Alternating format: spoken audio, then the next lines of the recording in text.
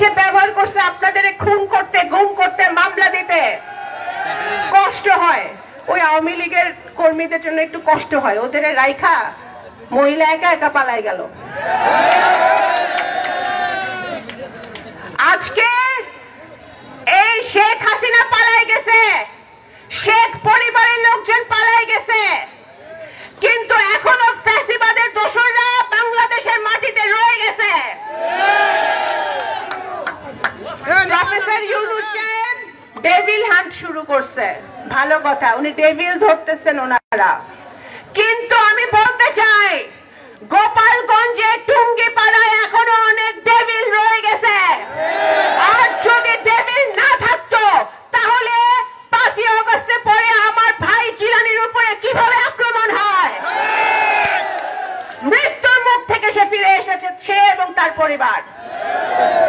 সুতরাং আমি এই অন্তর্বর্তীকালীন সরকারকে বলতে চাই, আপনারা ডেভিল হান্ট, শয়তান হান্ট করতেছেন, গোপালগঞ্জ দিয়া শুরু করেন। আজকে আমরা কেন এই সমাবেশ করতেছি?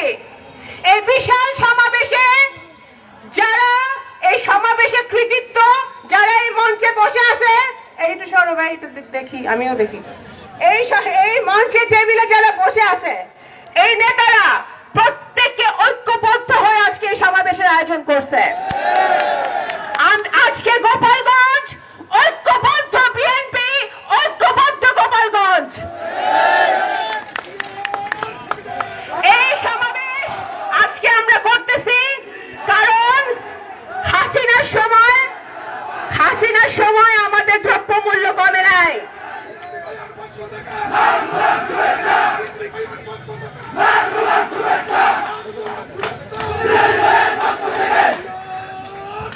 হাসিনার সময়, ভাই একটু বলতে দেন ভাই, হাসিনার সময় আমরা আন্দোলন করছি কারণ বাজারে যাওয়া যাইতো না, বাজারে আগুন, গুম হইতো, খুন হইতো, নারীরা ধর্ষিত হইতো, ডাকাতি হইতো, চুরি হইতো, দুর্নীতি হইতো।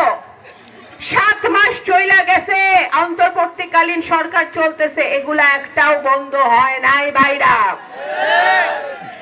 আজকে সেই জন্য বিএনপি আবারও মাঠে নামতে বাধ্য হয়েছে জনাব তারেক রহমানের নেতৃত্বে।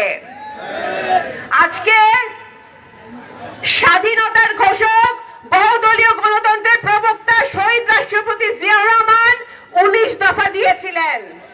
সেই 19 দফার উপর ভিত্তি করে আমাদের দেশমাতা, যাকে শেখ হাসিনার প্রতিহিংসার কারণে এতগুলো বছর জেলে থাকতে হয়েছে, মিথ্যা মামলায় অসুস্থ হয়ে গেছেন উনি, সেই দেশমাতা ভিশন 2030 দিয়েছিল এবং তার উপর ভিত্তি করে আমাদের তারেক রহমান দিয়েছেন 31 দফা।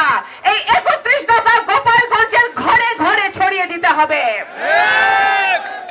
আমাদের 15 বছরে যত গুম হয়েছে, যত খুন হয়েছে, হাসিনার অর্ডারে হয়েছে, হাসিনার অর্ডারে গুলি করা হয়েছে, হাসিনার অর্ডারে গুম করা হয়েছে, হাসিনার অর্ডারে আয়না ঘরে নিয়ে মানুষকে টর্চার করা হয়েছে। আজকে এই প্রত্যেকটা ঘটনার বিচার এই দেশের মাটিতে হতে হবে।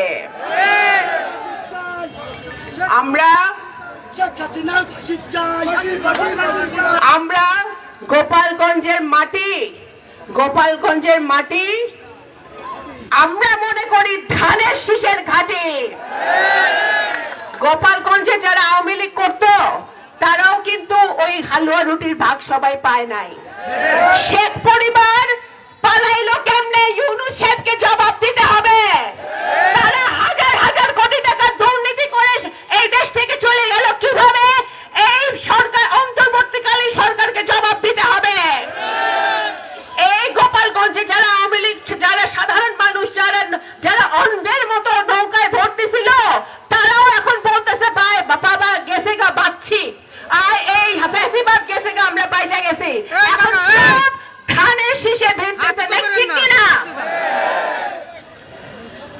আমি একটি কথা বলে বক্তব্য শেষ করতে চাই।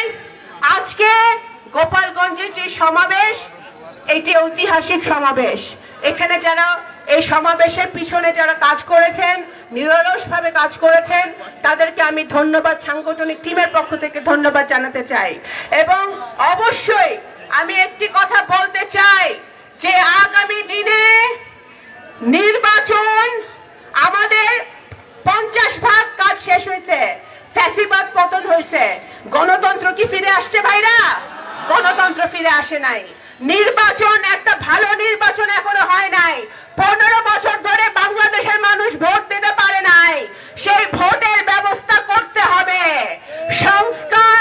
সংস্কার বিএনপি কে শিখাইতে হবে না, কারণ জিয়াউর রহমান সাহেব সংস্কার শুরু করছিল, বাংলাদেশের সংস্কার, বাংলাদেশের উন্নয়ন। যত সংস্কার বাংলাদেশের মাটিতে হয়েছে বাংলাদেশ জাতীয়তাবাদী দলের হাত ধরে হয়েছে।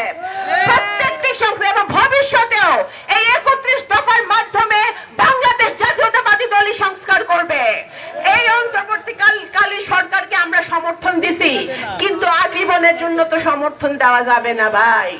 আপনারা যতটুকু প্রয়োজন সংস্কার কইরা যত তাড়াতাড়ি সম্ভব একটি সুষ্ঠু, নিরপেক্ষ, অংশগ্রহণমূলক নির্বাচনের ব্যবস্থা করবেন, যেই নির্বাচনে আপামর জনতা, আমাদের 18 বছরের ভাই বোনরা যারা 15 বছরে ভোট দিতে পারে নাই এখনো, তারা আমরা সকলে নির্ভয়ে ভোট দিব।